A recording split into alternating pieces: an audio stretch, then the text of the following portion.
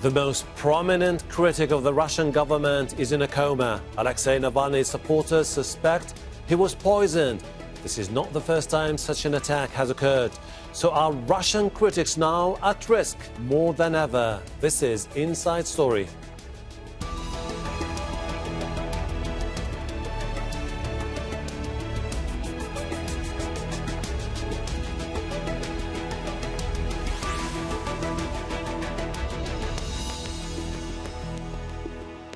Hello, welcome to the program. I'm Hashem Ahelbarra. The leading Russian opposition politician Alexei Navalny is fighting for his life at a hospital in Siberia. His family and supporters say he was poisoned. Navalny fell ill during a flight to Moscow, forcing an emergency landing in the city of Omsk. His staff suspect poison was put in his tea at an airport cafe. Navalny's family wants him moved to Germany for treatment, but doctors have told his wife his condition is unstable and he's too ill to be transferred. Navalny's team says the hospital is blocking his move under pressure from the Kremlin. An ambulance aircraft with a team of specialists was reportedly sent from Germany to collect him. We'll bring in guests in a moment. First, this report from Rory Challens.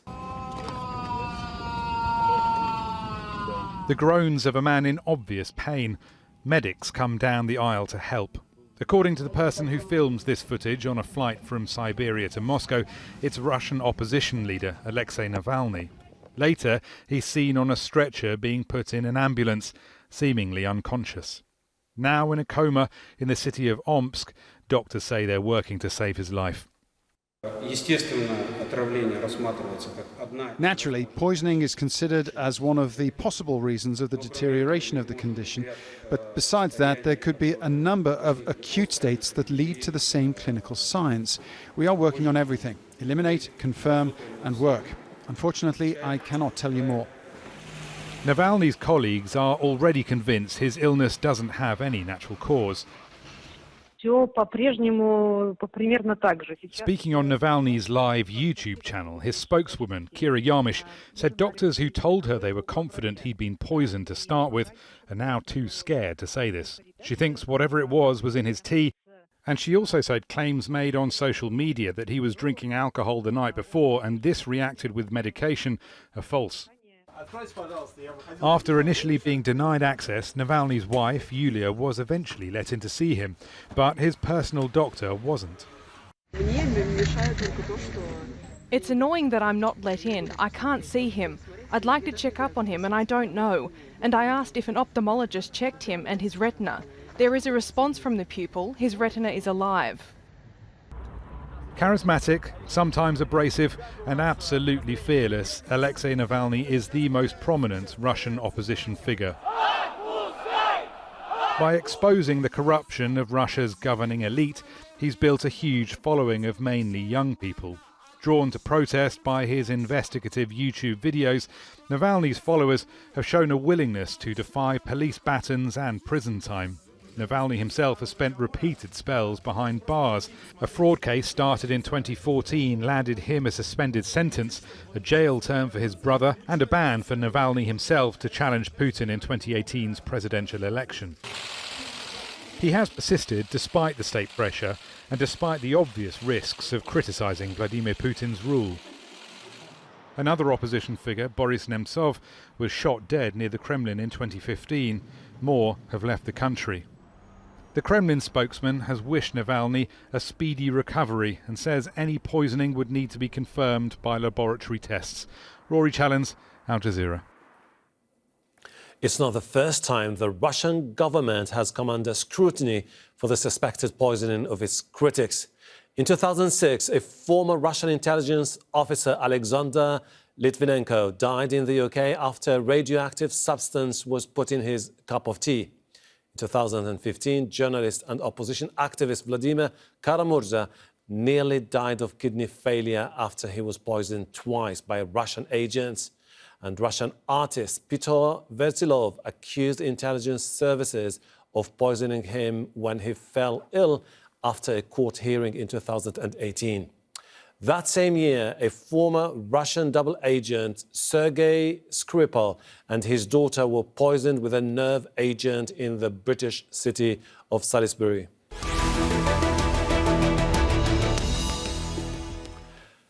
Let's bring in our panel. In Moscow, we have Anna Matveeva, a visiting senior research fellow at King's College London. In London, Daragh McDowell, a principal Russia analyst with the risk consultancy Verisk Maplecroft. And in Washington, D.C., Ilya, Ponomarev, an exiled Russian politician and former member of the state Duma. Welcome to you all.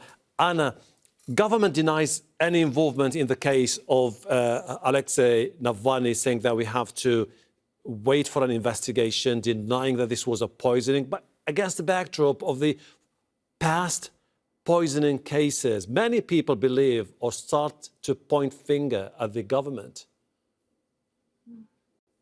I think it is very premature to draw this kind of conclusion. I also think that your comparison with Litvinenko and Navalny is really misplaced. Navalny is a genuine opposition figure. Litvinenko was a double agent working for first FSB, then working for the British intelligence with really murky past, so huge. And this poisoning of Litvinenko occurred on British soil. There are quite a few Russian opposition figures who claim that they have been victims of poisoning. The thing is that most of them, well, actually all of them, those who claim this in Russia, they have survived. So either we are dealing with somebody who is extremely unprofessional, or they might be some other explanations as well. The Russian government, of course, would only be prepared to consider if there was any hard evidence. So far, we know that the German doctors have been deployed, and we haven't heard of them, but they apparently are being allowed access. And the Russian government said that there is no problem with moving Navalny in Germany. The trouble with this option, that if Navalny does go to Germany, it's very unlikely that he would be able to return to Russia to active politics again. Daragh, what do you make of what Anna has just been saying? Well, there's definitely the issue of if Navalny were to be removed in this manner to Germany, whether or not he'd be able to get back. But from what we've seen so far, there doesn't seem to be any real question that he was poisoned. Certainly the latest diagnosis that we've seen from the doctors is that he was suffering some sort of hypoglycemic attack, blood sugar shortage, which is frankly somewhat ridiculous. And the fact that the hospital is currently preventing him from being medevaced to Germany as well suggests that there's something else going on here, that they very clearly do not want the actual reasons why Navalny has fallen ill to come to light. We've also seen that since Navalny was admitted, the hospital itself has more or less been taken over by officers of the local FSB and investigative committee who have come into the offices. And, there's not a lot of light on this situation right now. One of the possibilities that really comes to mind now is, I think, the comparison with Boris Nemtsov is a good one. Nemtsov was, the evidence suggests, was killed at the direction of the governor of Chechnya, Ramzan Kadyrov, without the permission of the Kremlin, which caused something of a political crisis, even if Putin eventually absolved him and prevented any kind of actual punishment being meted out here. And that's the real problem. Even if this isn't something that was directly ordered or coordinated by the Kremlin, Putin has created a system and an atmosphere in which various factions of the elite can carry out these assassinations independently, or attempted assassinations. Ilya, the relatives of Alexei Navalny, his doctors, are puzzled by the fact that the hospital has been issuing contradictory statements, saying that he's stable, he's in a very serious situation. We cannot let him go to Germany. We have to conduct thorough investigation. We have to go through different sets of tests before we come up with a result. And this, for many of his supporters, is very dodgy. Oh, that's obviously the case, because in Russia, unfortunately, my colleagues on this panel were completely right. The atmosphere is that everybody is very suspicious of Kremlin's actions, and there is a huge track of former assassination attempts, and a lot of them were done in the form of poisoning the opponents, and that's why, of course, people are suspicious. In theory, yeah, it can be just a simple body failure of Alexei Navalny, but that is been seen by many as very unlikely. And in the hospital, obviously, the doctors, they also need to do their job, and they need to investigate, and they need to diagnose, and they need to understand what is happening. But the fact that the airplane from Germany has arrived and they're not releasing Alexei to be treated in this airplane, which is a modern hospital plane itself, and in Germany, that's obviously is very suspicious, and many people suggest that Kremlin just wants the toxins to be eliminated from body of Alexei, so that they would not be then detected in Germany. Anna, I was listening to you when you were basically concerned about drawing parallels between the case of intelligence officer Alexander Litvinenko and the case of Navalny. But however, when you look at the cases, Sergei Skripal, Anna Politkovskaya, Boris Nemtsov, Vladimir Karamurza, Viktor Yushchenko, we're talking about a pattern that is raising many concerns among the Russians themselves. I mean, sending your opponents to jail is something. Poisoning them, this is really raising massive concern, not only in Russia, but internationally. Well, if we think that Russian state is behind all of this list, of course, the first question would be why on earth they are so ineffective. If they are determined to kill people, why they have not succeeded in a fairly large number of cases. We also should say that this is the second time when Navalny and his supporters say that there is a poisoning attempt. Yeah, so yeah, there is a kind of pattern. But the more of that kind of claims are made, and then people survive, one will start probably reflecting if Russian state is behind it, why they would know if they want to kill somebody, why they would not do it in a simpler and much kind of surer way. Is it a kind of intimidation tactics?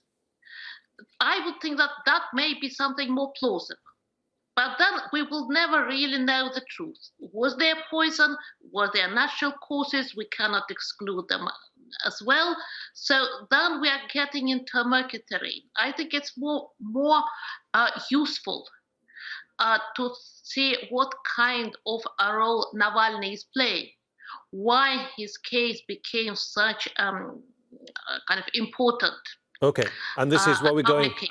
And this is what we're going to debate in the show. Daragh, this is someone who has become the focal point of the opponents to Vladimir Putin, perhaps the most charismatic opponent to Putin. His organization, the Anti-Corruption Foundation, has been described as a foreign agent by the Ministry of Justice, paving the way for what could be a long prosecution against him. Hasn't this environment vilifying Navalny led to his condition now? It's perfectly possible. And look, I'd like to reiterate again that it's quite possible that this is something that was ordered at the highest levels. But, you know, as the Russian proverb goes, the Kremlin has many towers. This could, you know, be somebody somewhere lower down the ranks thinking that an assassination attempt of this kind would be a good way to curry favor with their superiors, or simply to advance their own interests.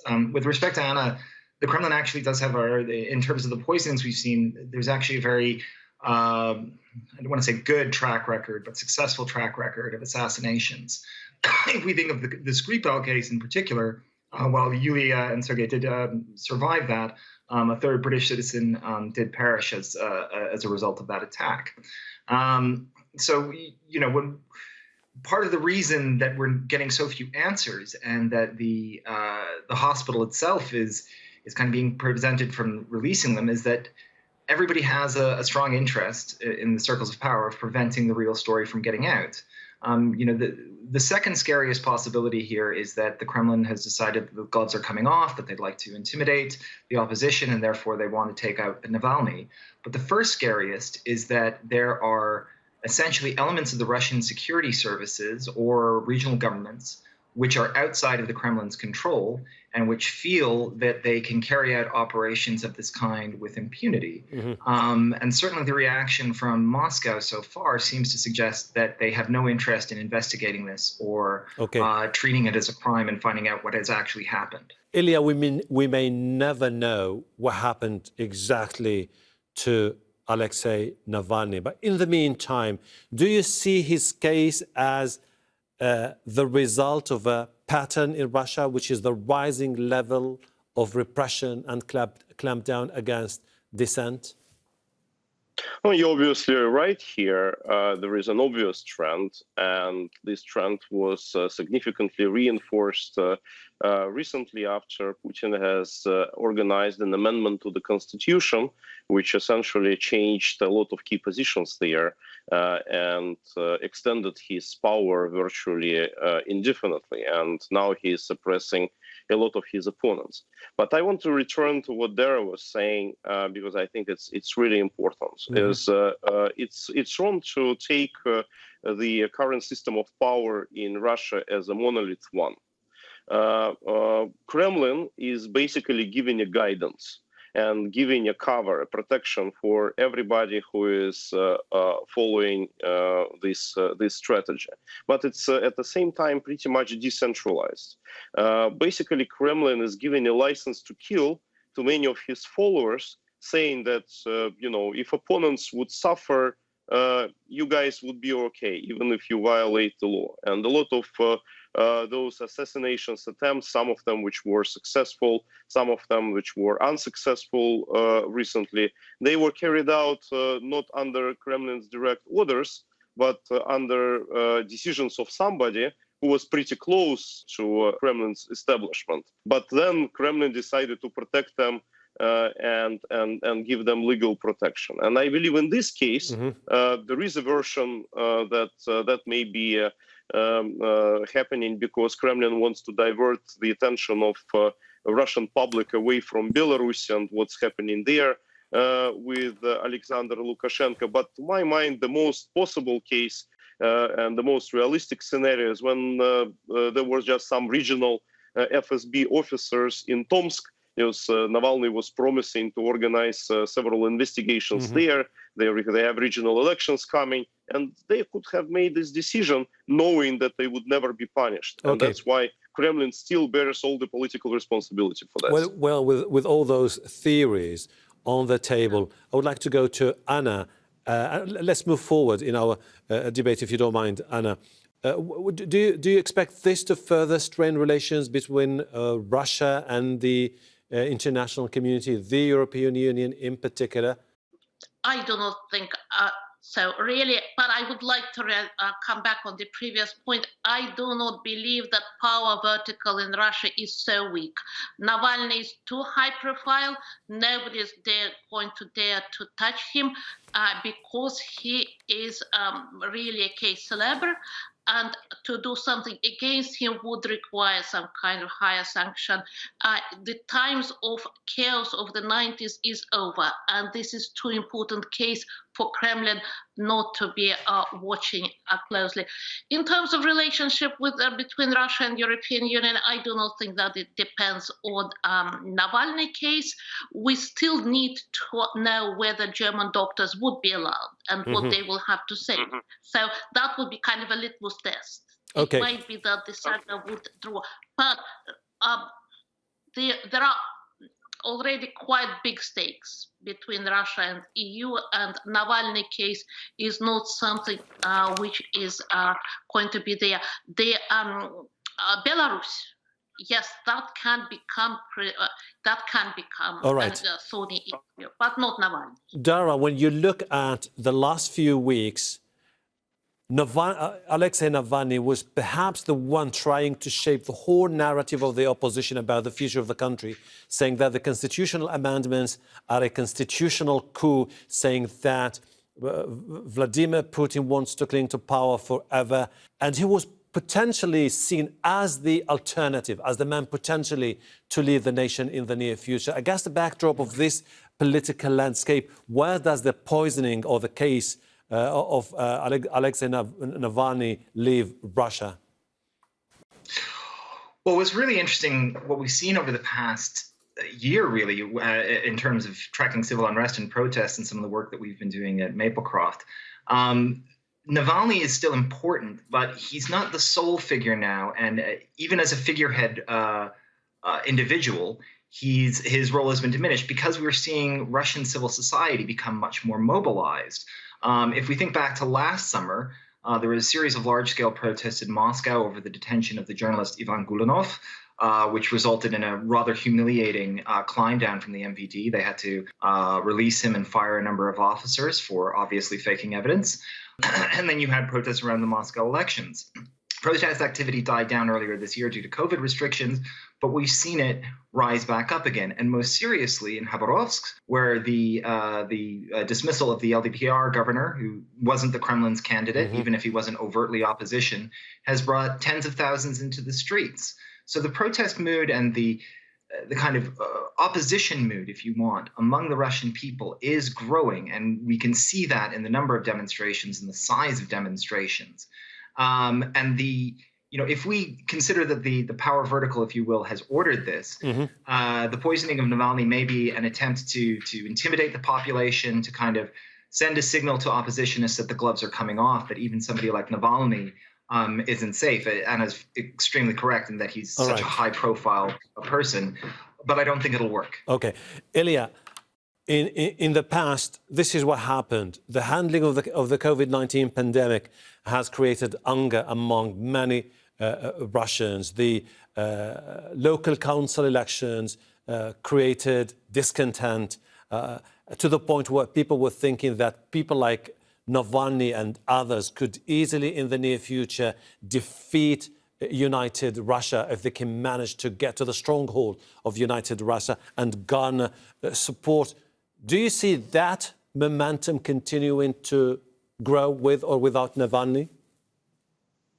Yeah, obviously it will. And Daragh here is completely right when he was saying that civil society by itself, the decentralized movement takes a lot of momentum recently. And actually the level of distrust towards opposition leaders, everybody included, including myself, is pretty high. We all are discredited by Kremlin-controlled media. Actually, that's one of the reasons why a lot of Kremlin outlets right now are suggesting that Navalny has organized this himself because his level of influence has decreased recently. Obviously, I don't think it is the case, but still that reflects the truth. And if you look at the situation at Belarus, for example, right now you would see that the protests are completely leaderless, and whoever can be nominated as the candidate to the president, because the only objective of the society right now is just to remove our dictators from their seats. We will ultimately have to wait and see what comes out, particularly when it comes to the investigation, hoping that it will cast more, it will shed more light on the circumstances leading to the health situation of Alexei Navalny. In the meantime, Anna, Matveeva, Daragh McDowell, and Ilya Ponomarev, I really appreciate your insight. Thank you. And thank you too for watching. You can see the program again anytime by visiting our website, aljazeera.com. For further discussion, go to our Facebook page. That's facebook.com/AJ Inside Story. You can also join the conversation on Twitter. Our handle is @AJ Inside Story. From me, Hashem Ahelbarra, and the entire team here in Doha. Bye for now.